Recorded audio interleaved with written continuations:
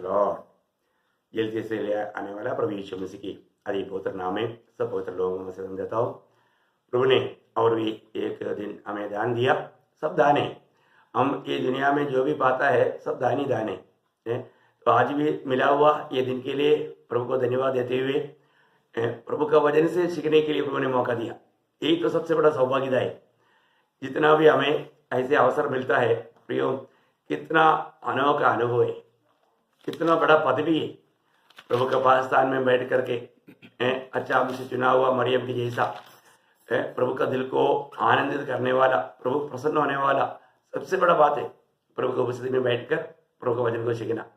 तो आज भी प्रभु के वचन के साथ आपके साथ बात करने के लिए और भी आत्मिक जीवन में उन्नति प्राप्त करने वाला वचन आपको देने के लिए प्रभु ने मौका दिया, अवसर दिया और प्रभु ने वचन दिया। उसके लिए प्रभु को धन्यवाद देता हूँ। और भी आप सबको जल्दी से ले आने वाला प्रभु यीशु मसीह की अति पवित्र नाम में मसीह वंदना देता हूँ। निश्चय प्रियो, हम लोग ये साल अभी जल्दी से जल्दी खत्म होने जा रहा है। थोड़ा समय रह गया है अपने जीवन को पूर्ण रूप में परखना। हमें जांच कर देखना चाहिए इस साल में मेरा आत्मिक उन्नति कहाँ तक हुआ। इस साल का शुरुआत से लेकर के अभी तक का जीवन को देखेगा तो मुझे आत्मिक जीवन में उन्नति मिला है कि नहीं, बढ़ोतरी हुआ है कि नहीं, मैं प्रभु का काम में आने वाला एक व्यक्ति बना है कि नहीं, प्रभु मुझको उसका महिमा के लिए इस्तेमाल कर पाया है कि नहीं। ये सारे बातों को हमें जानना चाहिए। हम अपने आप को परखना जरूरी बात है। जब प्रेषित पौलुस तिमोथियुस को बोलने के टाइम पर एक बात खास करके कहता है, दूसरा तिमोथियुस 3 अध्याय उसका 14 और 15 वचन में, दूसरा तिमोथियुस 3 अध्याय उसका 14 और 15 वचन में, पर तू उन बातों पर जो तूने सीखी है, जो उन बातों पर तूने जो सीखी है, सीखा ना कुछ, अभी तक कुछ सीखा है कि नहीं है। उधार पाने के बाद में जो भी बात जो सीखा है, कई लोगों ने सीखा नहीं, सीखना है प्रियो। हमने सिखाया है लेकिन कितना बात सीखा, कितना बात आज हमारे जीवन में हमें मतलब पाने के लिए मिलता है। ये अनोखा बात है।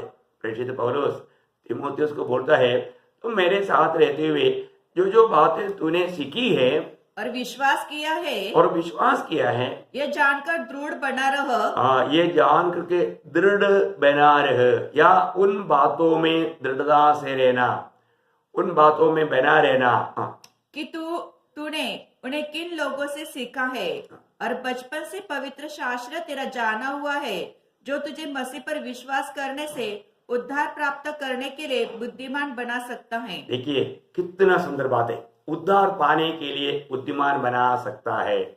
ये उद्धार रोज का उद्धार है ना, रोज का उद्धार। ये तो आपको मालूम है, हमने उद्धार पाए हुए लोग हैं, परंतु हम रोज का उद्धार पाने के लिए ये जो सीखा हुआ बात हमारे जीवन में लाएगा तो जरूर प्रियो आप एक प्रभु का दृष्टि में बुद्धिमान है। आज आप अपने जीवन में, हमारे जीवन को देखने वाला प्रभु हमें क्या बोलेगा, बुद्धिमान बोलेगा क्या। प्रभु ने जो भी बात सिखाया था वो सिखाने के बाद में प्रभु ने क्या आखिरी में क्या बोला था, मत्ती के सुसमाचार 7 अध्याय का 24 वचन में, जो मेरी बातों को सुनकर वैसा करता है वह उस बुद्धिमान मनुष्य के समान है। देखा, वो बुद्धिमान मनुष्य कौन, जो इन बातों को सुना और सीखा और उस बातों को अपने काम में लाता है। प्रभु का दृष्टि में हम बुद्धिमान बनना, प्रभु ने जो भी बात सिखाया प्रियो वो बातों में बना रहना। कई बातें लोग अनसुनी कर देता है, उसको अमल नहीं करता, वो जीवन के लिए एक बड़ा धोखा है। रोज रोज हमने जो भी सीखा है वो हमारे जीवन में लाने के लिए हमें पूरा प्रयास करना चाहिए। मैं आपको मतलब एक प्रोत्साहन के तौर पर बताना चाहता हूँ प्रियो, सच में कितनी बातें प्रभु ने हमें सिखाया। हम कितना प्रभु को धन्यवाद देना चाहिए। जो और लोगों को नहीं जानता और लोग नहीं आता, उनको नहीं आता, ऐसे कितनी आत्मिक गहरी बातें प्रभु ने हमें प्रकाशित करके दिया। पिछले दिनों में आपको मालूम है वचन का एक एक शब्दों का अर्थ पवित्र आत्मा के द्वारा उसका सही अर्थ को जानने के लिए प्रभु ने हमें कितना मदद किया। कितने लोग आज भी आत्मिक जीवन में जैसा बढ़ना चाहिए समय के अनुसार बढ़ोतरी नहीं हो रहा है, परंतु मैं विश्वास करता हूँ मंडली में काफी लोग हैं अच्छा रीति में इन वचनों को अमल करते हुए प्रभु में बैठ रहा है। तो आपका भी जीवन में वैसे ही अनुभव है करके मैं आशा करता हूँ।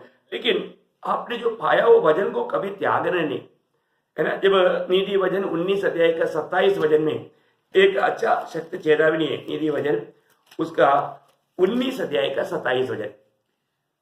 हे मेरे पुत्र, यदि तू भटकना चाहता है तो शिक्षा का सुनना छोड़ दे। वापस पढ़ना। 19 का। हाँ, और ये बराबर है, आपने पढ़ा बराबर शब्द है, थोड़ा और थोड़ा उसको क्लियर करके अच्छे से पढ़ना। हे मेरे पुत्र, यदि तू भटकना चाहता है तो शिक्षा का सुनना छोड़ दे। एक्चुअली मतलब जो परमेश्वर से पाया हुआ ज्ञान की वजन से दूर करने वाला उपदेश सुनना छोड़ दो, ऐसे आना चाहिए। अभी आप वचन को पढ़ेगा तो आपको उसका मतलब सही अर्थ आपको समझने लायक की भी बात नहीं। अब मराठी में पढ़ेंगे। ज्ञानाची वचने सोडून भटकावायचे असेल तर शिक्षण घेणे सोडून दे। देखा, ये मराठी में बहुत साफ आया। मैं आपको बताना चाहूंगा, कई परिभाषा में कुछ अर्थ ठीक से समझ में नहीं आता, ऐसा आया है। ये कोई बात नहीं, आप लोग और भाषा में भी देखना। प्रियो अल्लिया, प्रभु में उसके परमेश्वर की ज्ञान में उससे हमें दूर करने वाला कोई भी उपदेश सुनने के लिए अपना कान मत लगाना, है ना। तो इसलिए कई प्रकार कई रीति में खास करके मैं पवित्र लोगों को विनती करता हूँ, या मैंने बहुत बार समझाया वो बात है कि गिरे हुए लोगों के साथ संगति ना करें। जो भी लोग जो वास्तव में सच्चा उपदेश को, खरा उपदेश वो लोगों को अच्छा नहीं लगता, इसलिए जो मंडली छोड़कर जाता है, ऐसे लोगों के साथ संगति करने से जरूर वो व्यक्ति में धोखा आएगा। प्रियो, आज तक मैंने मेरे आत्मीय जीवन में ये बात बहुत जगह पर बहुत स्थानों में देखा है। मैं आपको कई बार बताया भी कि मतलब त्रिवांड्र में हुआ एक बात, तो मुझे एक भाई ने गवाही दिया। मतलब उनका मंडली का एक जन शैतानी आराधना में चला गया। ये जान करके शैतानी आराधना में क्या होता है वो देखने के लिए प्रभु का दास गया। वो गया तो वो भी उधर का मेंबर बन गया है। कितना भयंकर बात है प्रियो, ये कितना धोखा की बात है। हमारे जीवन में प्रभु का वचन क्या कहता है, ये बात हमें अच्छी तरह समझना चाहिए। इसलिए प्रभु के दासों के द्वारा जो भी चेतावनी आता है, मैं आपको बहुत नम्र विनती करता हूं, कभी भी ऐसा लोगों के साथ संगति, ऐसे बातें सुनना छोड़ दे। और नहीं छोड़ेगा तो फिर आपको लेकर के जाएगा वो, आप आत्मीय जीवन में पतन पाएगा, है ना।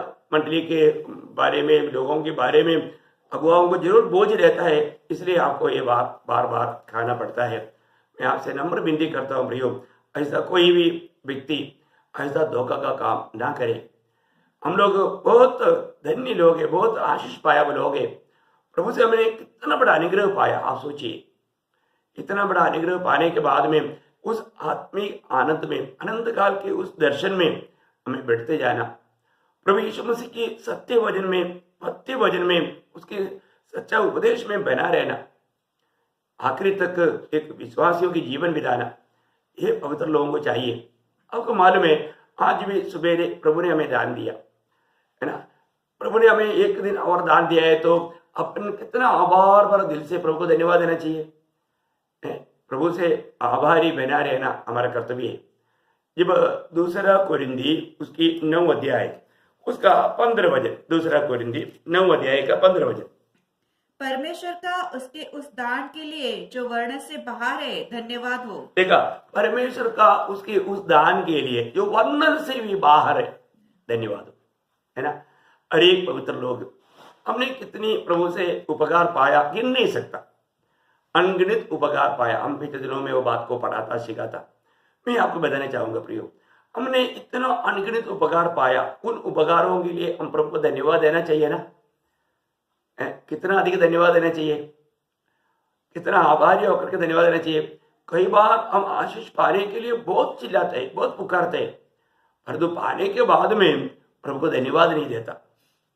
धन्यवाद देना चाहिए प्रियो।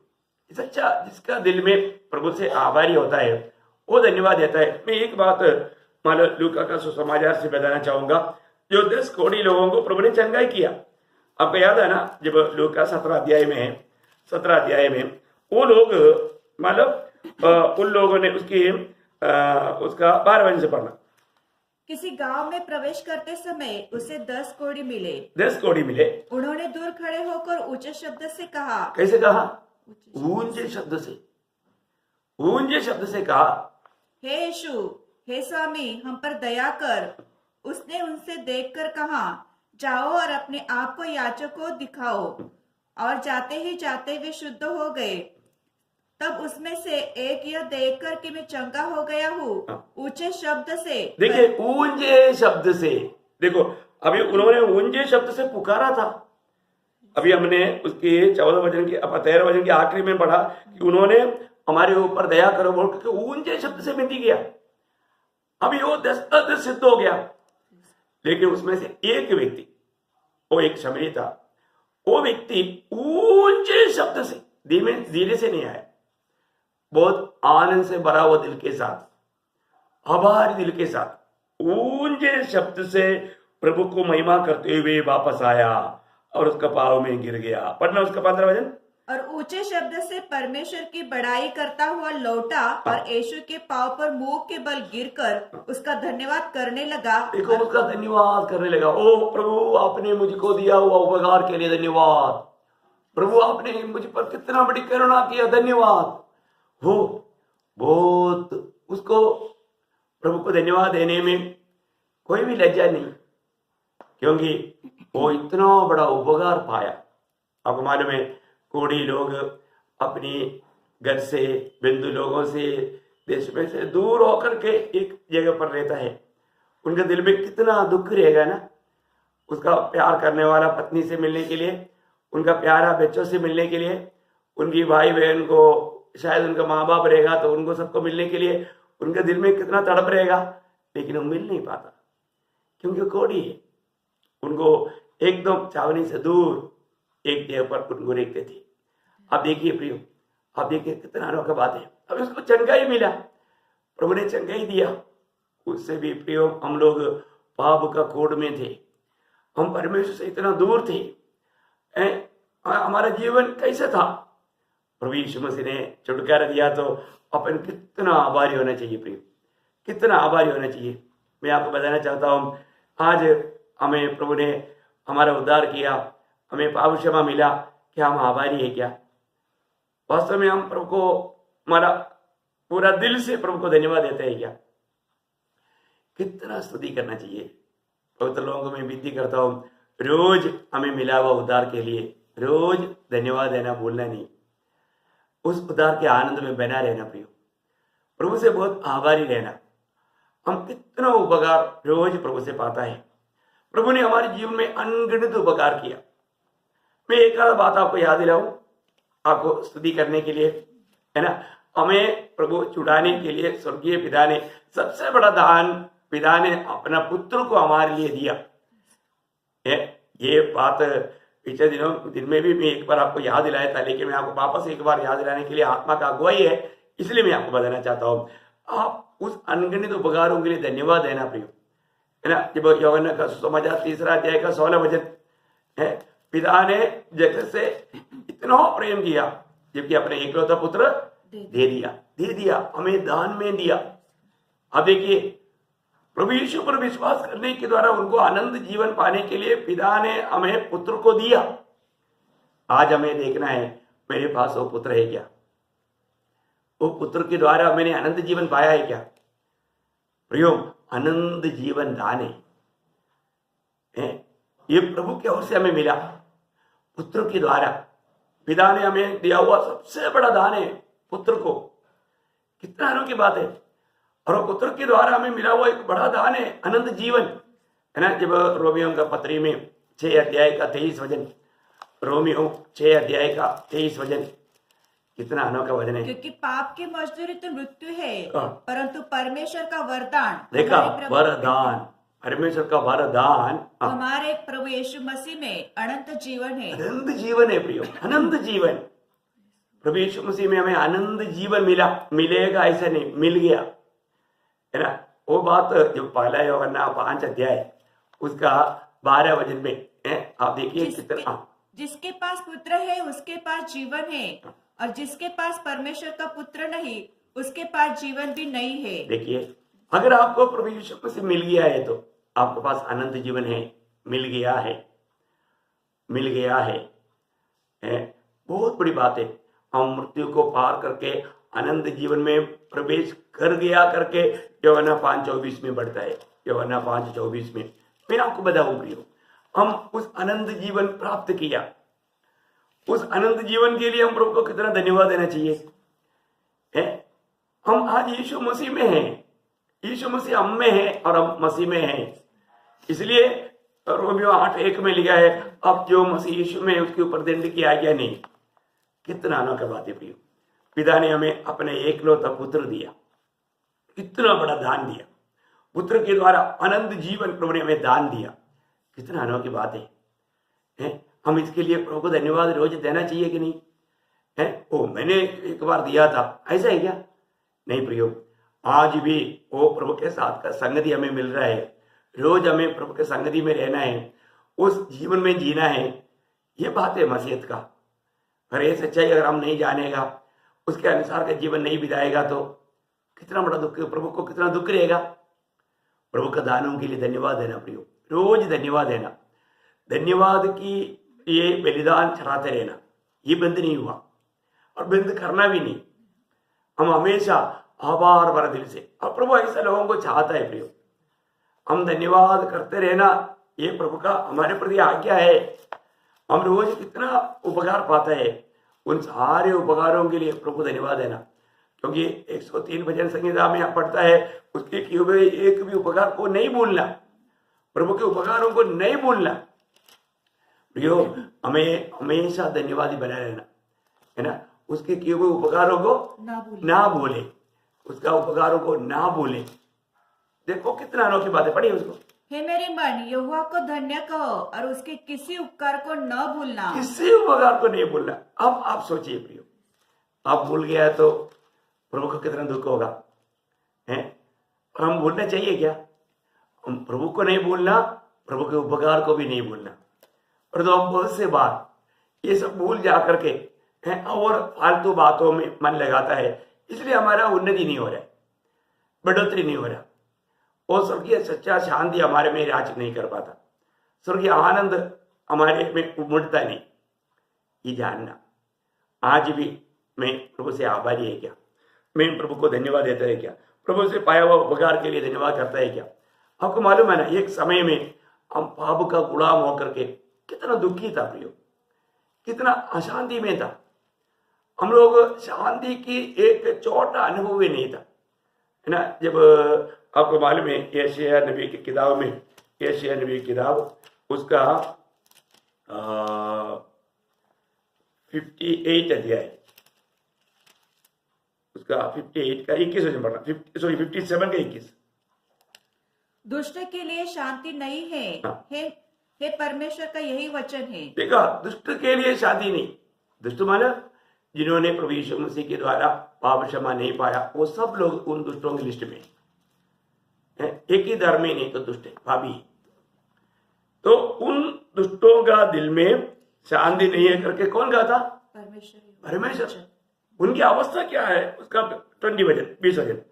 परंतु दुष्टों तो लहराते हुए समुद्र के समान है। देखिए, मतलब लहराते हुए समुद्र का मतलब कोई शांति नहीं, वहां पर एक शांत वातावरण नहीं है, बोलने का अर्थ समझ में है ना। दुष्ट की अवस्था, दुष्ट कैसा है? देखो, हमारा एक समय में हम जब तक प्रभु को नहीं पाया था, हमारा अवस्था ऐसे था। हम लोग कितना दुखी था, निराश में था, अशांति में था, है ना। बहुत बहुत बहुत एक बहुत उलझन में पड़ा रहने वाला अनुभव था ना प्रियो।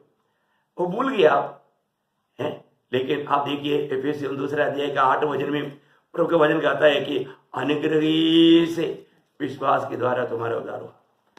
ये भी तुम्हारे ओर से नहीं, प्रभु का दान है बोलते हैं।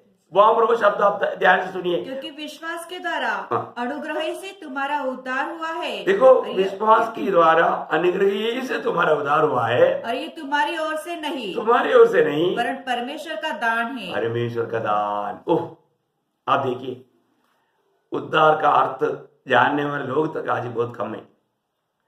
प्रियो, प्रभु से हमें उद्धार मिला, पाप क्षमा मिला, हमारे पापों को प्रभु ने अपने पीछे फेंक दिया, हमारे पाप को प्रभु ने उदयाचल से अस्ताचल तक दूर कर दिया। ये सब आपको मालूम है ना।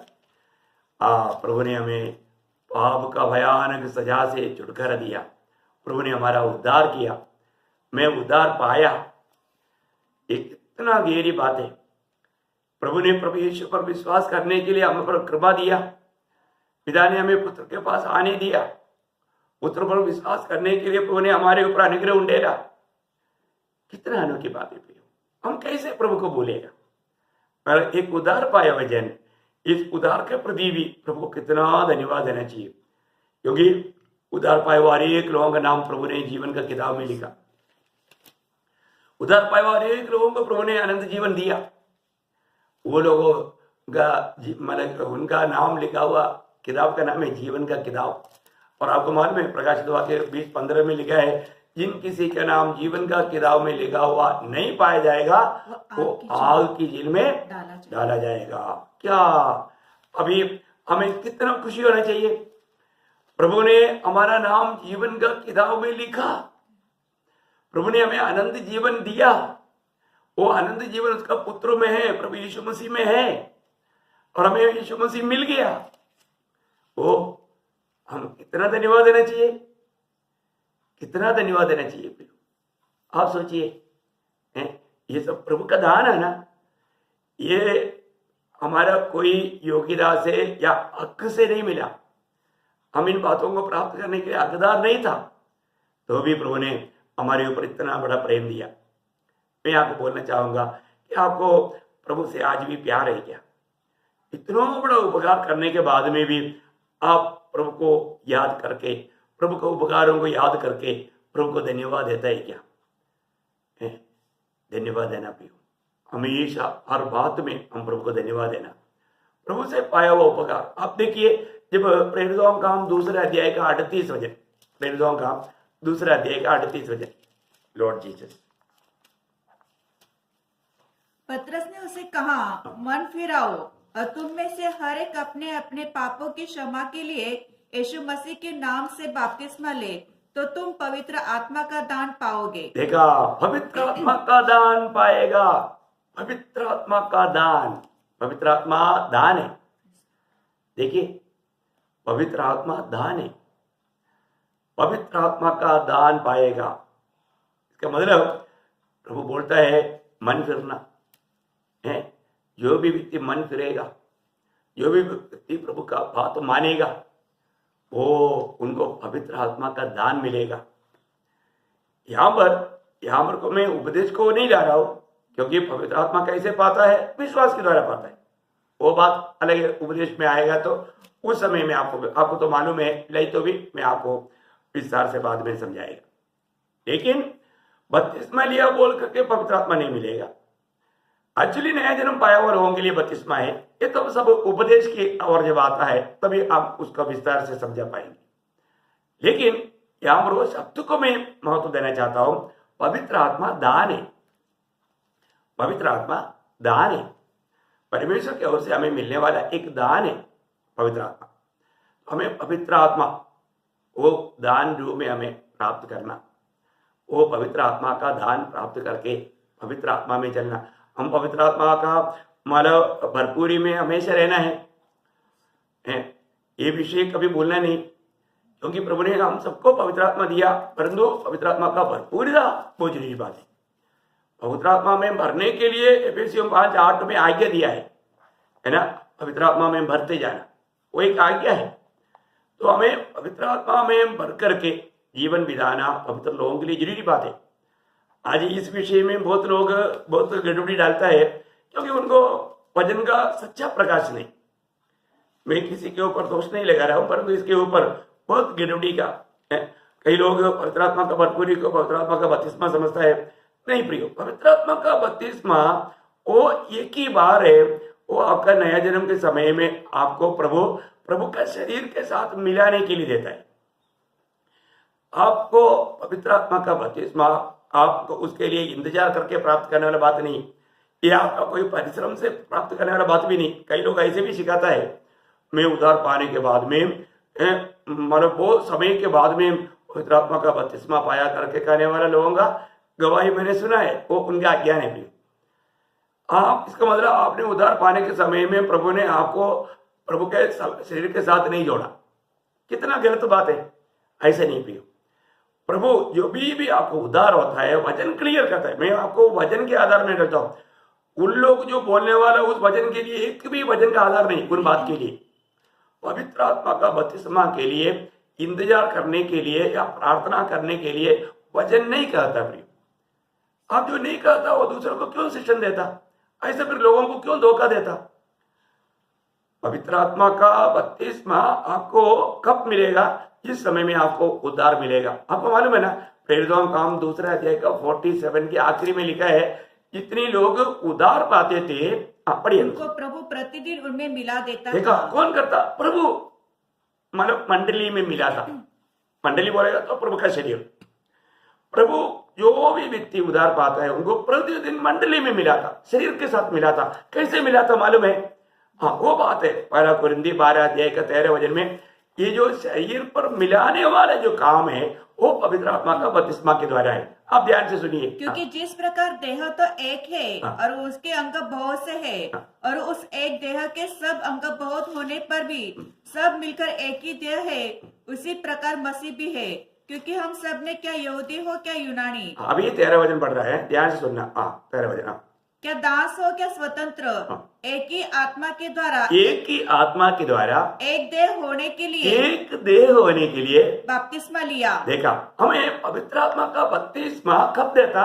जिस समय में हम उद्धार पा करके प्रभु यीशु मसीह उसकी शरीर में जोड़ रहे हैं, उस समय में यीशु मसीह करने वाला बात है करके ये बाइबल, ये वचन क्लियर करता है।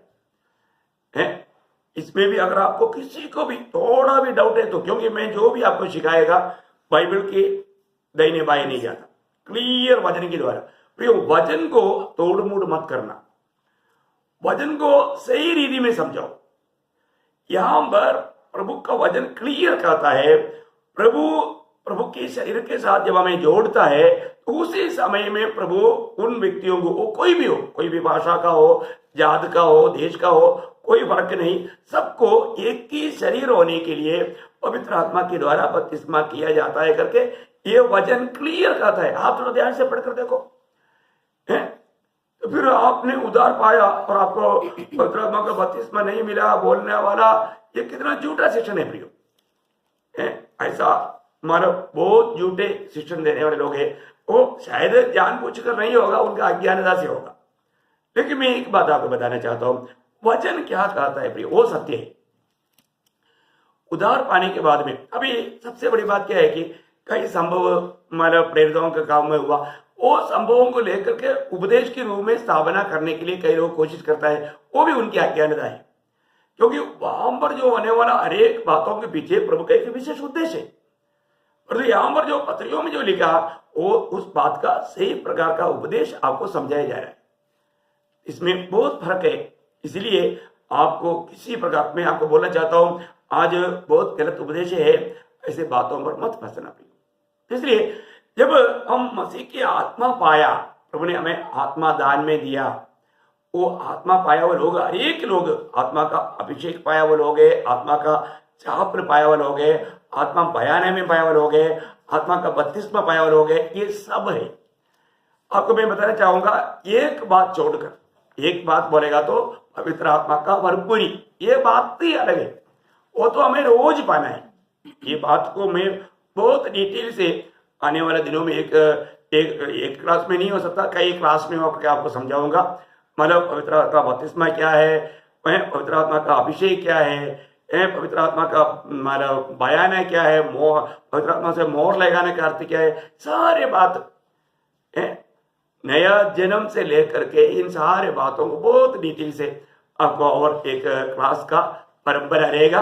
आने वाले दिनों में एक बार मैंने मंडली में लिया था, और भी एक बार किसी को डाउट है तो वो बात को दूर करने के लिए आपको कहेंगे। लेकिन एक बात प्रियो, आप आज झूठे शिक्षणों में जाकर के धोखा मत खाओ। आज कितनी लोग ऐसा गलत शिक्षण के कारण, आज कितनी लोग मानो बहुत झूठा आत्मा का अधीन होकर के आज धोखा खा रहा है।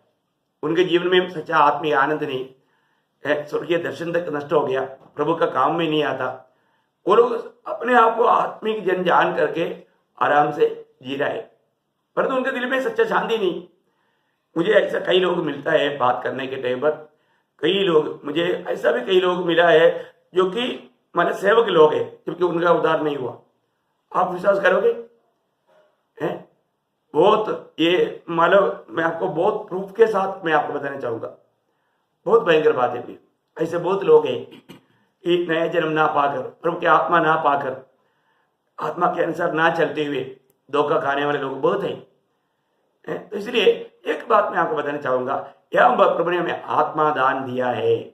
इस पवित्र आत्मा का दान के लिए हमें कितना प्रभु को धन्यवाद देना चाहिए। और ये दान नहीं होता, प्रभु की आत्मा हमारे में नहीं होता, तो हम जरूर सच्चाई के मार्ग पर नहीं चल सकता। नया प्रियो, एक मसीह जीवन आत्मा में चलने वाले जीवन है। जब रोमियो 8:9 में हम पढ़ता ना, जब जिसमें मसीह की आत्मा नहीं वो मसीह का जन नहीं। हाँ प्रियो, हम प्रभु का जन है तो हम एक अपने आप को क्रिस्ती कहता है तो निश्चय प्रभु की आत्मा हमारे में होना जरूरी बात है। और हम आत्मा नहीं पाया, आत्मा में नया जन्म नहीं पाया, सही प्रकार का हमारा उद्धार नहीं हुआ, तो वो व्यक्ति आत्मा में कैसे चलेगा? क्योंकि वही रोमियो 8:14 में लिखा है, जितनी आत्मा की चलाई चलता है वही परमेश्वर का पुत्र है, वही परमेश्वर का जन है। प्रियो, आज आप देखिए, आज आप आत्मा में चलता है क्या? आत्मा में नहीं चलता है तो आप सोचो आपने आत्मा पाया है कि नहीं? आप किस आत्मा का अधीन है? संसार की आत्मा है क्या? दुष्ट आत्मा है क्या? आप सोचो, प्रभु की आत्मा ले चलने वाला अनुभव है क्या? आज इस वचनों को आप सही रीति में समझ पा रहे हैं क्या? आत्मा रहेगा तभी आप इन बातों को समझ पाएगा। आत्मा के आनंद में ये वचन को आप स्वीकारना, प्रभु के उपस्थिति में आने के समय में आत्मा में रहना जरूरी बात है, और हम आत्मा में चलना है। आप सोचिए, आपका अपना दिल के पास, अपने हृदय के और अपने आप को पूछो, आप भी इस वक्त में मेरे बारे में आत्मा क्या गवाही दे रहा है? आपको क्या सुनाई दे रहा है? अंदर आपको क्या सुनाई दे रहा है? आपका अंदर की कान खुला हुआ है, अंदर की आंखें खुला हुआ है? बहुत बड़ी बात है ना। वही रोमियो 8:16 में हम लोग पढ़ता है, आत्मा आप ही हमारी आत्मा के साथ गवाही देता है कि हम परमेश्वर के संतान हैं। देखिए, आत्मा हमारे आत्मा के साथ ये गवाही देता है हम परमेश्वर का संतान है। हाँ प्रियो, जिन्होंने भी प्रभु यीशु मसीह पर विश्वास किया उन सबको प्रभु ने अपना संतान होने के लिए अधिकार दिया, उनको ये नया जन्म मिला। जो भी लोग प्रभु यीशु मसीह पर विश्वास करके प्रभु यीशु मसीह मेरा प्रभु है, वही एकमात्र उद्धार करता है, ये सच्चाई सुसमाचार के द्वारा सुनकर विश्वास करता है, उन लोग प्रभु को अपना जीवन में स्वीकारता है, उसी घड़ी में वो पवित्र आत्मा में नया जन्म पाता है। बहुत अनोखी बात है। और उसका प्रूफ क्या है? उसका जीवन बदल जाता है। ये सब वचन के अनुसार होगा ही प्रियो। वचन के अनुसार ये अनुभव आपके जीवन में अगर नहीं आया, अगर आपका जीवन, क्योंकि दूसरा कोरिन्थी 5:17 में लिखा है, यदि जो कोई मसीह यीशु में है वह नया सृष्टि है, नया सृष्टि है, पुराना बातें बीत गया, देखो सब कुछ नहीं हो गया है, नहीं हो गया है। ऐसा एक अनुभव आपके जीवन में है क्या? या मैंने पानी में, मैं बोला ना कई बार कई जगह पर जा करके बात करने के टाइम पर, क्या आपने उद्धार पाया क्या? ये मैंने बपतिस्मा लिया। आपको बपतिस्मा के बारे में नहीं पूछ रहा है, आपका उद्धार हुआ है क्या? उद्धार क्या है, बपतिस्मा क्या है, ये बात भी ना जानने वाला विश्वासी लोग है, तो उसका मतलब क्या है कि उनमें अभी तक प्रभु के आत्मा में नया जन्म का अनुभव नहीं। उनको किसी झूठे लोगों ने धोखा दिया, उनको पानी में डुबाया है, लेकिन उसको नया जन्म का अनुभव नहीं। कई लोग बोलते हैं कि मैंने बपतिस्मा लिया और मैं अन्य भाषा भी बोलता है। देखो, उसको नया जन्म का अनुभव नहीं, लेकिन अन्य भाषा भी बोलता है। कौन सा आत्मा है? मैं आपको विस्तार से बोलने की जरूरत नहीं, कितना भयंकर बात है। ऐसा बहुत से लोग हैं प्रियो कि उनका नया जन्म नहीं हुआ, परंतु वो झूठा आत्मा आकर के उनको फंसाता है। वो लोगों का हर एक कामों में वो लोग प्रभु से बहुत दूर रह करके प्रकट होता है, लेकिन वो अपने आप को, अपने दिल को भी धोखा दे करके, एक भक्ति का वेश धारण करके स्वयं को भी धोखा दे करके दूसरे को भी फंसाता है। ऐसे नहीं करना प्रियो। सबसे बड़ी बात, आप प्रभु का सत्य वचन में, इसलिए मैं बोला आपको प्रभु का वचन के द्वारा, प्रभु का सत्य वचन, सत्य सच्चा शिक्षण आपको मिला है। इसमें आपको दूर करने के लिए, इस सत्य वचन से दूर करने के लिए, सच्चा उपदेश से दूर करने के लिए विरोधी कई काम करेगा। तो आप रखो, आज आपको पवित्र आत्मा का दान मिला है क्या? पवित्र आत्मा में भरने के लिए आपको प्रभु का वचन में बना रह करके, वचन को मान करके चलेगा, आप पवित्र आत्मा का भरपूरी पाएगा। वो मैं आपको और एक दिन आपको समझाएंगी। तो बहुत बड़ी बात है, वो तो हमें हर रोज पाना है। पवित्र आत्मा का भरपूरीता का अनुभव हर रोज हमें प्रभु से प्राप्त करना है। तो निश्चय हमको ये बात को जानना है, आज प्रभु के आत्मा का दान मैंने पाया है क्या? उसके लिए देखो मंडली, आपको मालूम है ये जो सेवकाई तक दान है, एफिसियों का पत्री उसका 3 अध्याय का 7 वचन पढ़ना। एफिसियों 3:7। मैं परमेश्वर के अनुग्रह के उस दान के अनुसार, अनुग्रह के उस दान के अनुसार, जो उसके सामर्थ के प्रभाव के अनुसार मुझे दिया गया, उस समाचार का सेवक बना। देखो बहुत बड़ी बात है ना, ये एक्चुअली ये सेवकाई प्रभु का दान है। मैं आपको बताना चाहता हूं, हमारा जीवन का कोई भी योग्यता दे करके प्रभु ने हमें इस प्रभु का सेवा में नियुक्त नहीं किया। ये सब प्रभु ने हमें दान दिया प्रियो। अनुग्रह भी एक दान है, अनुग्रह एक दान है। प्रभु का अनुग्रह का दृष्टि नोहा पर पड़ा है ना, बहुत बड़ी बात है ना। प्रभु का अनुग्रह का दृष्टि एलिजाबेथ पर पड़ा, अनुग्रह का दृष्टि मरियम का पड़ा, उनको अनुग्रह मिला। ये कोई छोटी बात नहीं। आज इस पीढ़ी में हमारे ऊपर प्रभु का अनुग्रह का दृष्टि पड़ा, अनुग्रह दान मिला। क्या अनोखी बात है ना। मैं ये सोचता हूं कि ये अनुग्रह दान है। वो शब्द वापस पढ़ना 3:7, कितना अनोखे शब्द है ना। मैं परमेश्वर के अनुग्रह के उस दान के अनुसार, परमेश्वर के अनुग्रह के उस दान के अनुसार, मतलब अनुग्रह एक दान है। अब देखिए, अनुग्रह भी बोलेगा तो एक प्रकार प्रभु यीशु मसीह है। यीशु मसीह हमारे लिए दान में पिता ने दिया अनुग्रह के द्वारा हमारा उद्धार हुआ।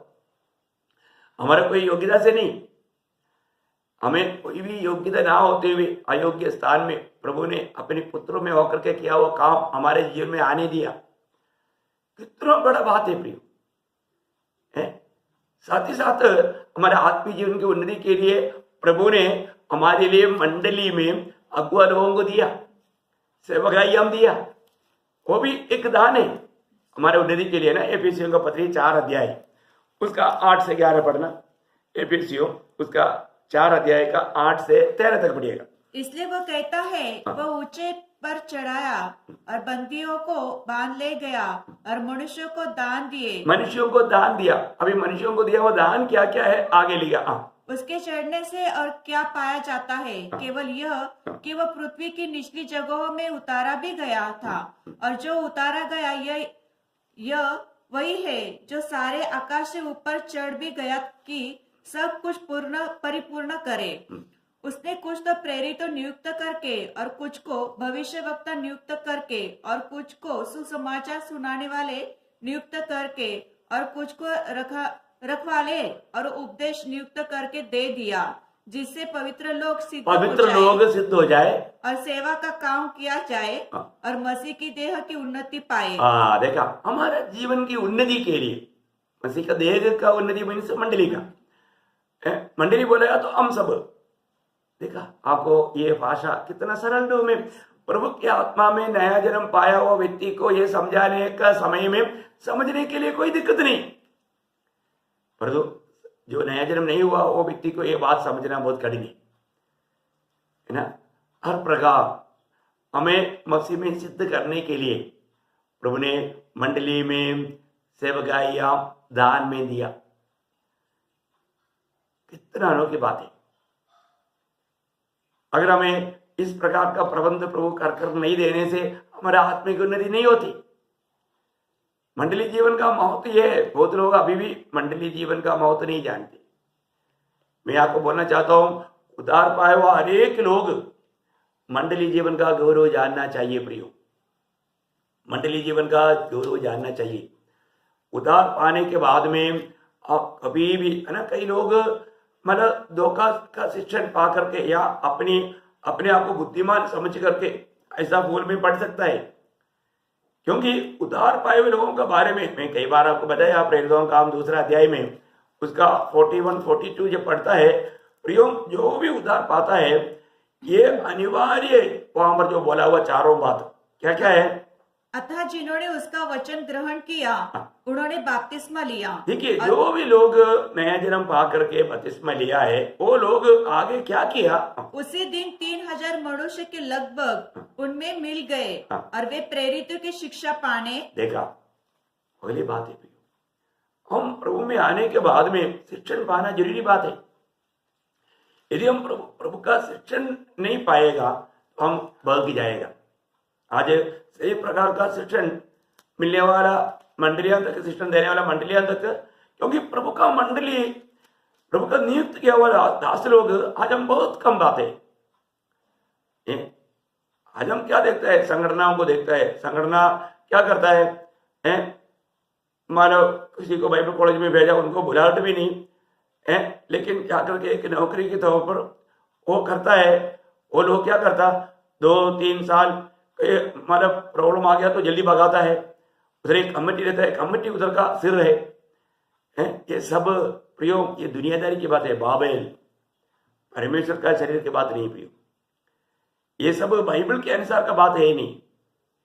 ये सब लोगों को फंसाने वाला, धोखा देने वाला बात है। तो मैं आपको बताना चाहूंगा, आप प्रभु का सत्य वचन में सत्य वचन की ओर आओ। जब तक आपको सच्चा उपदेश नहीं मिलेगा, प्रेरितों का शिक्षण प्राप्त नहीं करता, प्रेरितों के द्वारा प्रभु यीशु मसीह की सिखलाई हुई बातों को, क्योंकि प्रेरितों को यीशु मसीह ने क्या बोला था, मत्ती उसका 28 अध्याय का 20 वचन में, जो कुछ भी मैंने तुमको बताया उसको मानना सिखाओ और जगत का अंत तक मैं तुम्हारे साथ है। देखो, यीशु मसीह ने जो बात सिखाया वो बातों को मानना सिखाना ये प्रेरितों का काम था और प्रेरित लोगों ने वैसे ही किया भी। इसलिए उद्धार पाने के बाद में हमें उस उपदेश को सीखना जरूरी बात है। आज बहुत लोग उपदेश क्या है मालूम नहीं है, अलगवाई का उपदेश मालूम नहीं, उद्धार का उपदेश नहीं मालूम, नया जन्म का उपदेश नहीं मालूम, है ना, एक पवित्र जीवन का उपदेश नहीं मालूम है, प्रभु के आगमन के लिए आगमन क्या, आगमन के मतलब किस प्रकार है, ये एक एक बातों को जानना चाहिए। इसका क्या उपदेश है मालूम नहीं, प्रभु में इसका बारे में मालूम नहीं। प्रियो, ये सब जानना जरूरी बात है। तो वे लोग उद्धार पाए हुए लोग अपना मनमानी में नहीं गया प्रियो, वो प्रेरितों से उपदेश पाया, शिक्षण पाया और संगति रखने। हाँ, संगति आज कितनी है। अभी खास करके कोरोना के कारण लोगों को संगति का महत्व भी नष्ट हो गया। मैं नम्र विनती करता हूँ प्रियो, शरीर से दूर रहेगा तो वो कभी भी सामर्थ्य नहीं पाएगा। कोई भी व्यक्ति हो, संगति का महत्व नष्ट हो गया तो उनका आत्मीय जीवन गिर चुका है। संगति बहुत ही मूल्यवान है प्रियो। मैं कई बार आपको गवाही दिया, एक संगति भी नष्ट होना बोलेगा तो मेरे लिए भयंकर दुख की बात है, नहीं हो सकता प्रियो। मंडली इकट्ठा होना ये प्रभु का महिमा है और वहां पर उन्नति है, बढ़ोतरी है। मंडली से बाहर प्रभु का कार्य नहीं प्रियो। इसलिए मंडली जीवन को कभी भी कोई तुच्छ ना करे। वो लोग संगति करता था प्रियो, रोज संगति का जरूरत है, रोज संगति का जरूरत है। आज प्रभु के अनुग्रह से कम यूट्यूब के द्वारा तो हमें संदेश मिल रहा है, ये भी कितना भाग्यवान बात है। तभी भी इसका बहुत लोग उसका फायदा नहीं उठाता। मैं आपको नम्र विनती करता हूं प्रियो, रोज रोज जो प्रभु हमें आलोचनाएं दे रहा है उसको सुनो, उसको समझो, उसको मनन करो, उसको अमल करो। बहुत जरूरी बात है। वे लोग उपदेश सीखते थे और संगति करते थे और रोटी तोड़ने। हाँ देखा प्रभुमेश। मैं एक बात आपको बताऊं, आज बहुत लोग प्रभुमेश का भी महत्व शायद मतलब भूल गया या छोड़ दिया। प्रियो, प्रभु यीशु मसीह अभी तक नहीं आया। प्रभु के आगमन तक प्रभु पर आशा किया हुआ, उद्धार पाया हुआ पवित्र लोग एकत्रित होकर के प्रभुमेश का आचरण करना, ये प्रभु ने हमें दिया हुआ आज्ञा है। ये किसी कारण हम नष्ट नहीं कर सकता। हमें कितना वेदना होना चाहिए प्रियो, कितना दुख होना चाहिए। हम प्रभुमेश में से दूर रहना बोलेगा तो कितना दुखदायी बात है। पर तो बहुत बार लोग प्रभुमेश को भी तुच्छ करके, संगति को भी तुच्छ करके, प्रभु का दिल को बहुत दुख दे करके वो प्रभु का आगमन की बाट दोहराए करके बोलना कितना झूठ बात है। आप परखना प्रियो, आप कितना दिन से प्रभुमेश में से दूर है। आप सोचो, क्या ये प्रभु की इच्छा है? आप प्रभु की इच्छा के अंदर है प्रियो। एक ही जीवन, ये जीवन में अगर हम प्रभु को प्रसन्न नहीं किया, इसराइल लोगों के बारे में दृष्टांत में बोलने के समय में क्या बोला, उसमें बहुतों में ना, पहला कोरिन्थी 10:5 में लिखा है, उनमें से बहुत लोगों में प्रसन्न नहीं, परंतु परमेश्वर उनमें से बहुतों से प्रसन्न न हुआ। उनमें से बहुत लोगों में प्रभु प्रसन्न नहीं हुआ प्रियो। प्रभु प्रसन्न नहीं किया। आज मुझ में और आप में अगर प्रभु प्रसन्न नहीं है तो हमारा जीवन कितना बड़ा नुकसान हमें देगा। हमें परख देखना है, आज मेरे जीवन में एक प्रभु को प्रसन्न करने वाला एक जीवन में बिता पा रहा है क्या? बहुत बड़ी बात है। हर एक को परखना चाहिए मेरे जीवन में मैं उस उद्धार के मार्ग में है क्या, प्रभु को प्रसन्न करने का मार्ग में है क्या, प्रभुमेश में मैं शामिल हो पा रहा है क्या।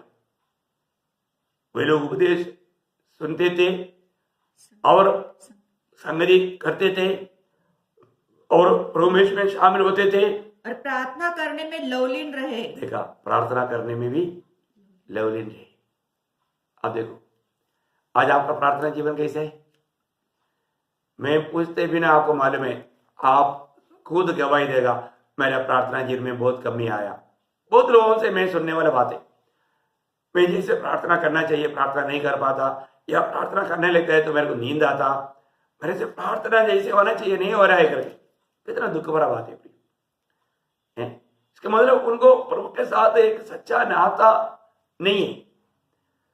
एक प्रार्थना करने वाला जीवन नहीं है तो वो पवित्र जीवन भी नहीं हो सकता प्रियो। हमारे जीवन में किसी प्रकार का भाव में रह करके हम एक सच्चा प्रार्थनामय जीवन नहीं बिता पाएगा। इसलिए परखो, और जिस प्रकार जो प्रभु के निकट जाता है, प्रार्थनामय जीवन बिताता है, वो व्यक्ति को प्रभु जरूर ये भेद की बात समझाएगा। यहाँ पर एक मैं अनोखी बात मैं आपको बताना चाहूंगा। देखो, ये उद्धार दान है ना, आत्मा दान है, पुत्र को भी दान दिया, ये सारा दान मिला है। लेकिन एक हर एक दान प्रभु की ओर से मिलता है, हर एक अच्छा दान। याकूब ऐसे एक बात कहता है, याकूब का पत्री उसका 1 अध्याय का 17 वचन, याकूब 1 अध्याय का 17 वचन, क्योंकि हर एक अच्छा वरदान, हर एक अच्छा वरदान और हर एक उत्तम दान, उत्तम दान ऊपर ही से है, हाँ, और ज्योतियों का पिता की ओर से मिलता है। हाँ, देखा, मतलब हमारे स्वर्गीय पिता से ये सारे दान मिलता है ना। ये सारे दानों के लिए हम प्रभु को धन्यवाद देना चाहिए। लेकिन ये सब दान की बात है ना। लेकिन अभी यहाँ पर मैं एक बात आपको बताना चाहता हूँ। अब इन्हें उद्धार पाया, ये सब दान है, पर तो आपको एक विजय जीवन बिताने के लिए थोड़ा दाम देने वाला बात भी बोलना चाहता हूँ। अभी तो मुफ्त में मिलने वाला बात सुना ना, अभी थोड़ा दाम देने वाला बात, ये दाम देने वाला बात आ गया तो किसी को अच्छा नहीं लगता। आपका बात मुझे नहीं मालूम, लेकिन कुछ लोगों को जरूर अच्छा लगेंगे करके मैं आशा करता हूं। और जो भी वजन है वो तो आपको बताना पड़ेगा, सिखाना पड़ेगा। आप इस बात को थोड़ा ध्यान से सुनिए भाई। अभी तक आपने जो भी बोला दान दान दान सबको अच्छा लगता है और लोग हमेशा ये दान पाने की इच्छा में रहते हैं, लेकिन अभी थोड़ा दाम देने वाले बात बोलो, क्योंकि एक विजयी जीवन बिताने के लिए अभी दाम देना पड़ेगा। ऐसे क्या? बिल्कुल, आप ये बात को भी ध्यान से सुनिए। जब लूका का सुसमाचार 14 अध्याय, आपको मालूम है उसका 26-27 वचन, लूका 14 अध्याय का 26-27। यदि कोई मेरे पास आए और अपने पिता और माता और पत्नी और बच्चों और भाइयों और बहनों वरन अपने प्राण को भी अप्रिय न जाने तो वह मेरा चेला नहीं हो सकता। और जो कोई अपना क्रूस न उठाए और मेरे पीछे न आए वह भी मेरा चेला नहीं हो सकता। देखिए यहाँ पर थोड़ा दाम देने वाला बात प्रभु यीशु मसीह अपने शिष्यों को सिखा रहा है। एक सच्चा चेला बनकर के जीवन बिताने के लिए, एक विश्वासी बनकर जीने का बात नहीं है, चेला बनकर के। बहुत लोग आज चेले का उपदेश का गौरव ही नहीं जानता। प्रियो, अगर आप सही प्रकार यीशु मसीह की स्वभाव को प्राप्त करना चाहता है तो क्योंकि हमारे में क्या आना चाहिए? यीशु मसीह का स्वभाव आना चाहिए। हमने यीशु मसीह का जीवन पाया, एक्चुअली जीवन में स्वभाव है ना। कुत्ते का स्वभाव कुत्ते में है, बिल्ली का स्वभाव बिल्ली में है, और चूहा का स्वभाव चूहा में है, गाय का स्वभाव गाय में है, घोड़े का स्वभाव घोड़े में है, मनुष्य का स्वभाव मनुष्य में है, मनुष्य के जीवन में है। सब बात उसके जीवन में है। तो परमेश्वर का स्वभाव काम रहे परमेश्वर के जीवन में, तो परमेश्वर का जीवन हमने पाया, अभी स्वभाव भी ऐसे आना चाहिए ना। हमने यीशु मसीह को पाया, प्रभु की आत्मा को पाया, अभी हमारे में स्वभाव प्रभु का स्वभाव हो रहा। फिलिपियों 2 अध्याय का 5 वचन में लिखा है ना, जैसा मसीह यीशु का स्वभाव था वैसा ही तुम्हारा भी स्वभाव हो। देखा, हमारा भी स्वभाव ऐसे होना है, क्योंकि हमने मसीह की आत्मा पाया, मसीह हमारे में जीवन बनकर है, यीशु मसीह हमारे में जीवन बनकर है। आज हमारे जीवन कौन है? यीशु मसीह है। हमारे जीवन आज यीशु मसीह है ना। पड़ोसियों के पत्र में 3 अध्याय का 4 वचन में लिखा है, जब मसीह जो हमारा जीवन है देखा, प्रकट होगा, जब मसीह हमारा जीवन है वो प्रकट होगा तो तुम भी उसके साथ महिमा सहित प्रकट किए जाओगे। देखा, तुम भी उसके साथ महिमा सहित प्रकट किया जाएगा। तो क्या है कि एक उदार पाया वचन, वो उसका जीवन अभी मसीह में पिता के साथ छिप गया है। वो बात उसका 3 वचन में लिखा है, उसका 3 भी पढ़िएगा। क्योंकि तुम तो मर गए। हाँ, देखो, जब आपने प्रभु यीशु मसीह पर विश्वास किया, सुसमाचार को अंगीकार किया, तो आप पापों के लिए मर गया। वो जीवन, वो बात, वो व्यक्तित्व सब खत्म हो गया, वो तो सूली में है। हाँ, अभी वो मर करके क्या हुआ? वो जीवन, और तुम्हारा जीवन मसीह के साथ परमेश्वर में छिपा हुआ है। देखा, मसीह के साथ अभी तुम्हारा वो जो जीवन है परमेश्वर में छिपा हुआ है। अभी हम जो जी रहा है वो जीवन यीशु मसीह। कितने लोग ये बात को अपने जीवन में अनुभव करते हैं कि मेरा जीवन आज यीशु मसीह है, यीशु मसीह मेरा जीवन बन गया, तो यीशु मसीह मेरा स्वभाव भी बन गया। वही तो हमें जानना है। यहां पर हमें दाम देना पड़ता है। यहां पर हमें दाम देने वाली बात है। कितना अनोखी बात है ना। अगर हम उस स्वर्गीय पिता के साथ नाता जोड़ा है तो हमारे जीवन में हमें दाम देना होगा। अपने जीवन में सबसे बढ़ करके हम उस प्रभु को प्रथम स्थान देते हुए जीवन बिताना है। अपने माँ बाप से बढ़कर, भाई बहन से बढ़कर, पत्नी और बच्चों से बढ़कर, और अपने आप से बढ़कर।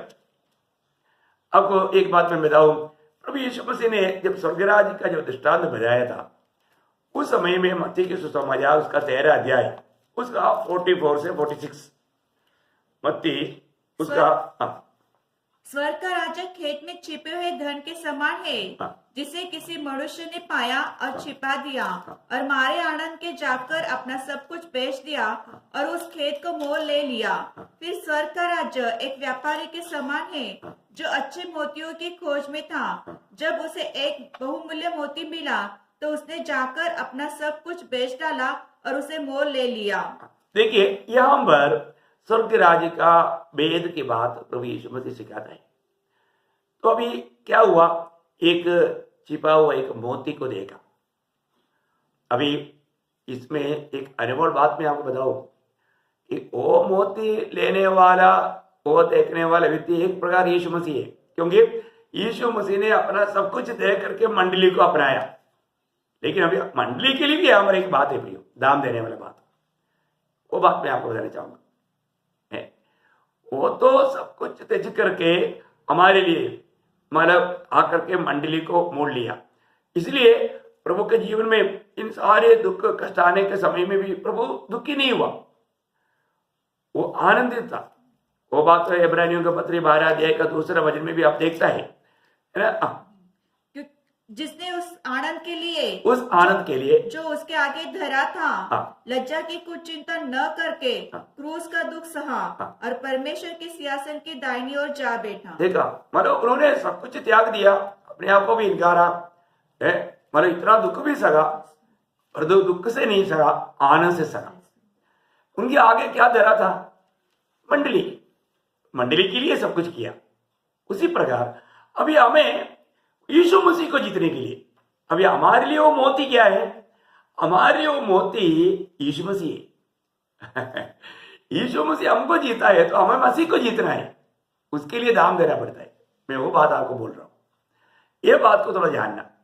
उसके लिए क्या करना पड़ेगा है ना। अभी इस मोती, इस मूल्य वस्तु को पाने के लिए आपको उसका लूका 14 अध्याय का 33 वचन, 14 का 33। इस पर उन्होंने जो नाव पर थे, नहीं, लूका 14 अध्याय का 33। अभी हम लूका में पढ़ रहा था ना, माँ बाप से बढ़कर, भाई बहन से बढ़कर, सबसे बढ़कर। इस रीति से तुम में से जो कोई अपना सब कुछ त्याग न दे वो मेरा चेला नहीं हो सकता। इसके मतलब एक चेला बनने के लिए आपको मालूम है, चेले लोगों को भी क्रिस्ती बोलता है। सच्चा मसीह लोग चेले लोग हैं। वो आप प्रेरितों का 11 अध्याय का 26 वचन में बढ़ता है, अंत्योकिया में सबसे पहले मतलब मसीह कहलाया गया किसको, चेलों को। वो जानी दो।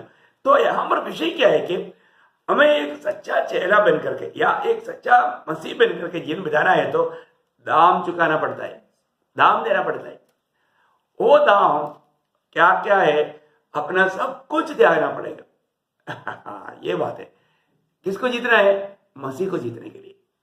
ऐसे क्या उधार पाया ना, हमको मसीह मिल गया ना, हाँ प्रियो जरूर, ये सब आपको दान में मिला। पर तो अभी तक आप जैसे प्रभु को प्राप्त करना चाहिए आप प्राप्त नहीं किया। अभी आपको प्राप्त करना बहुत बाकी है। आप जरूर उधार पाया, यीशु मसीह की आत्मा पाया या मसीह को पाया, यीशु मसीह आप में है, ये सब सही बात है। तभी भी आपको मसीह को रोज प्राप्त करना है, उसके लिए आपको दाम देने का एक बात है। आप आत्मीय जीवन में इतना बच्चा नहीं करके मैं आशा करता हूं, इसलिए ये थोड़ा गहरी बात है। आप थोड़ा उसको आत्मा में रह करके सीखने की कोशिश कीजिएगा। अभी भी मैं मसीह को प्राप्त किया है क्या, प्राप्त करना ये बहुत बड़ी बात है। मैं एक बात आपको बताना चाहता हूं, अगर आपको ये समझने के लिए प्रेरित पौलुस का शब्दों में मैं आपको बताऊंगा, क्योंकि वो बात तो फिर आपको समझने में दिक्कत नहीं आएगा। फिलिपियों का पत्र 3 अध्याय उसका मतलब 7 से आप 10 तक पढ़िए। परंतु जो जो बातें मेरे लाभ की थी उसी को मैंने मसीह के कारण हानि समझ लिया है। देखिए, मसीह के कारण या मसीह को जीतने के लिए मेरे लिए ये दुनिया की हर एक बात, लाभ की हर एक बात, अभी वो आगे आपको क्लियर चित्र मिलेगा। हाँ बढ़िया। वरन मैं अपने प्रभु यीशु मसीह की पहचान की उत्तमता के कारण सब बातों को हानि समझता हूँ। देखा, सब बातों को उसने सब कुछ छोड़ दिया। किस लिए? जिसके कारण मैंने सब वस्तु की हानि उठाई और उन्हें कूड़ा समझता हूँ, जिससे मैं मसीह को प्राप्त करूं। अच्छा, क्या प्राप्त करूं? भविष्य की बात है। अभी उधार पाया हुआ है ना, प्रेषित पौलुस तो उधार पाया है, आपको मालूम है। परंतु वो बोलता है कि मैं मसीह को प्राप्त करूं, है, मैं मसीह को, मैं आदि को प्राप्त करूं। ये एक बात समझने वाला बात है। अगर ये बात अगर आप नहीं समझेगा तो है, उसके लिए प्रेरित पौलुस ने अपना सब कुछ त्याग दिया। ये बात है, मैं इसलिए बोला आपको दाम देना पड़ता है। आप लोग मुफ्त में मिलने वाला बात के लिए लोग बहुत खुश है, दाम देने वाला बात बोलेगा तो लोग पीछे हट जाता है। वो तो आपको लूका का सुसमाचार उसका 9 अध्याय में 57 से 62 तक देखता है ना, क्या हो गया, प्रभु के पीछे आने के लिए लोग तैयार हो गया था। उनको जब प्रभु ने व्यवस्था जब बताया तो क्या हो गया है, वो लोग तीनों का तीनों याप हो गया। आखिर में 62 में प्रभु ने क्या बोला, यीशु ने उनसे कहा, जो कोई अपना हाथ हल पर रखकर पीछे देखता है वह परमेश्वर के राज्य के योग्य नहीं। अभी संभव आपको मालूम है, इसलिए पूरा नहीं पढ़ाया क्योंकि समय थोड़ा आगे बढ़ रहा है ना, लेकिन आप जरूर पढ़ना 9 अध्याय का 57 से 62 तक का वचन पढ़ना। प्रियो, बहुत लोग दाम देने वाला बात सुनेगा ना भाग जाता है।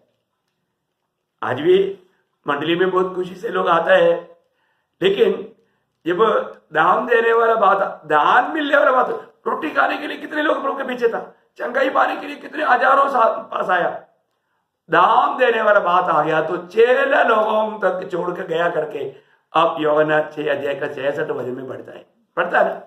हाँ, यही बात है प्रियो, दान देने वाला बात आ गया तो सब भागता है, बहुत सीमित लोग रुकता है। ये तो प्रभु का कृपा है। इस पर उसके चेलों में से बहुत से उल्टे फिर गए और उसके बाद उसके साथ न चले। देखो, साधारण लोग तो गया ही गया है, वो तो पहले से गया था। आखिर चेले लोग तो जो मतलब 70 चेले चुना था वो लोग भी चला गया, 12 रह गया।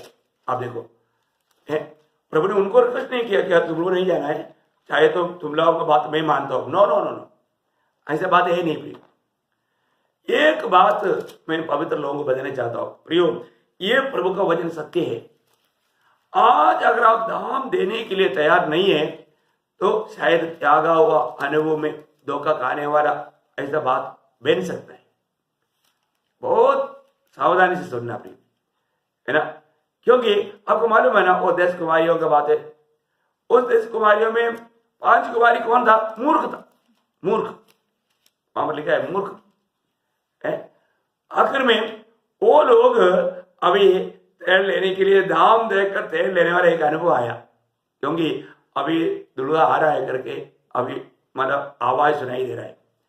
तब बुद्धिमान कुमारियों के पास गया तो उन लोगों ने बोला, हमारे लिए तुम्हारे लिए पूरा नहीं पड़ेगा, इसलिए तुम क्या करना, भेजने वाले उसका 25 अध्याय के 9 वचन पढ़ना। परंतु समझदारों ने उत्तर दिया, कदाचित यह हमारे और तुम्हारे लिए पूरा न हो। भला तो यह है कि तुम बेचने वालों के पास जाकर अपने लिए मोल ले लो। है ना, चंगाई के पीछे, चमत्कार के पीछे चलते रहा, भागते रहा प्रभु के पीछे, पर तू दाम देने वाला बात आ गया तो भाग गया। Praise Lord. प्रियो, आज ऐसे कितने क्रिस्ती लोग हैं, उनको क्या चाहिए? सिर्फ आशीष चाहिए, घर चाहिए, नौकरी चाहिए, विदेश में जाना चाहिए, अच्छा एजुकेशन चाहिए। मैं ये नहीं बोलता ये सब नहीं चाहिए, लेकिन प्रियो हमें ये बात को जानना है कि आज मैं कहां तक प्रभु को प्राप्त करने के लिए मैं अपने आप को भी इनकार कर दाम दे करके जीवन बिताने के लिए तैयार है।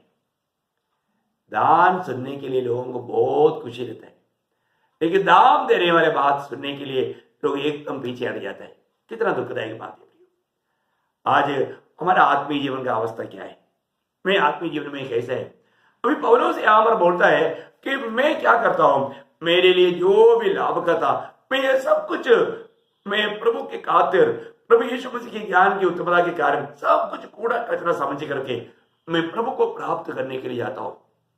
है अभी भी वो क्या बोलता है, उसका 12 तक आगे पढ़िएगा। और उसमें पाया जाऊं न कि अपनी उस धार्मिकता के साथ जो व्यवस्था से है, वरन उस धार्मिकता के साथ जो मसीह पर विश्वास करने के कारण है और परमेश्वर की ओर से विश्वास करने पर मिलती है, ताकि मैं उसको और उसकी मृत्युंजय की सामर्थ को और उसके साथ दुखों में सहभागी होने के मर्मों को जानूं और उसकी मृत्यु की देखो, इन सारे बातों के लिए दाम देने वाली बात है, ये सब दाम देने वाला मार्ग है।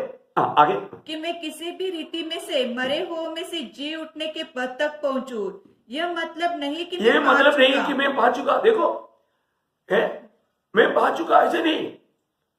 अभी देखो मैं एक बात बताता हूँ, कई लोग है ना संतुष्टि में आ गया ना, फिर उनका आत्मिक बढ़ाना बढ़ोतरी होता ही नहीं। प्रेरित पौलुस आखिरी तक बोलता है, मैं ये नहीं कहता मैं पा चुका हूँ। फिर क्या करता? या सिद्ध हो चुका हूँ, हाँ। पर उस पदार्थों को पकड़ने के लिए दौड़ा चला जाता हूँ हाँ। जिसके लिए मसीह यीशु ने मुझे पकड़ा था। कितना बड़ी बात है प्रियो, रोज रोज हमें मसीह को प्राप्त करना प्रियो है। अगर आप वो मेरा सब कुछ अभी मेरे को सब आता है, अभी मुझे कोई जरूरत नहीं, मुझे समझने की जरूरत नहीं, प्रवेश का जरूरत नहीं, मुझे पवित्र लोगों की जरूरत नहीं, ऐसा मत सोचना प्रियो। ऐसा बात आ गया आपका बिल्कुल आप ब्लाइंड हो चुका है, आपको विरोधी ने अंधा कर दिया। दुखदायक बात है, कई लोगों के जीवन में लोग इस बात को इतना गौरव से नहीं समझते। मैं नम्र विनती करता हूं प्रियो, किसी प्रकार का धोखे में मत पड़ो। आखिरी समय विश्वास त्याग का समय है। प्रभु का आगमन की निकटता में बहुत लोग ऐसे अवस्था में चले जाएगा, लेकिन हमारे बीच में किसी को भी आत्मीय जीवन में कमजोर ना पड़ना, रोज रोज उन्नति पाओ प्रियो। दाम देने के लिए तैयार रहना। आपको मालूम है, जहां पर दाम देता है वहां पर विजय रहता है। जो लोग दाम देने के लिए तैयार नहीं, वहां पर विजय नहीं होता प्रियो। ये तो दुनिया का भी सिस्टम ऐसा ही है, ऐसा ये तो आत्मिक बातों में भी ऐसा ही है प्रियो। इसलिए प्रभु ने हमें बहुत कुछ दान दिया है, जो कि हम दाम दे करके नहीं ले सकता। अभी उधार हम दाम दे करके नहीं ले सकता, हमारा छुटकारा हमें दाम दे करके नहीं ले सकता। ये सब प्रभु ने हमें मुफ्त में दिया। परंतु अभी मसीह जीवन में बढ़ने के लिए हमें दाम देने वाला मार्ग है, उसके बारे में हमें सही रीति में जानना चाहिए, है ना। प्रभु का आगमन देरी हुआ तो कल की आराधना में और भी हम इस विषय में प्रकाश पाएंगे। परंतु पवित्र लोगों को मैं और भी एक विनती करता हूँ प्रियो, आप कल से बढ़ करके प्रभु का आगमन की निकटता में है। आज अपना आत्मिक जीवन कैसा है? प्रभु की खातिर हम दाम देने के लिए तैयार है क्या? जो भी व्यक्ति अगर दाम नहीं देगा तो प्रियो विजय नहीं पाएगा। क्रूस बिना मुकुट नहीं प्रियो, ये बात कभी नहीं भूलना। अपने आप को भी इनकार कर क्रूस लेकर के हमें चलना है। तो आज उसके लिए हमें दाम चुकाना ही पड़ता है प्रियो। और ये बात को अगर नहीं समझेगा तो बहुत बड़ा धोखा हो सकता है। तो इसलिए मैं आशा करता हूं, जरूर कई लोगों को ये बातों को समझना कठिन होगा। आपको जो बात अगर समझ में नहीं आया, आप मुझे जरूर, आपको नंबर दिया रहता है, आप फोन कर सकता है। नहीं तो इधर नासिक में है तो नासिक में कहीं है तो, या महाराष्ट्र में भी क्यों ना हो, आप आइए। आपको जो भी बात जानना है आप अच्छी तरफ आपको भजन के द्वारा समझाएंगे, प्रभु आपको समझने में मदद करेगा। तो आशा करता हूँ आप हमेशा प्रभु में मगन रहे। अभी एक नया साल में जाने वाला है, उससे पहले अच्छा निर्णय लेना।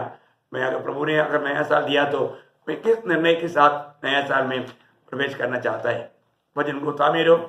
फिलदेल्फिया मंडली वचन को थामा रहा, इसलिए प्रभु ने उनका प्रशंसा किया। उनको सामर्थ थोड़ी था, लेकिन प्रभु का वचन को थामा रहा। हाँ प्रियो, हम लोग बड़ा झुंड नहीं, छोटा झुंड है, लेकिन एक बात है, प्रभु के वचन को थामे रहो, प्रभु के वचन में बने रहो। सत्य वचन को अब हमेशा चाहत करना।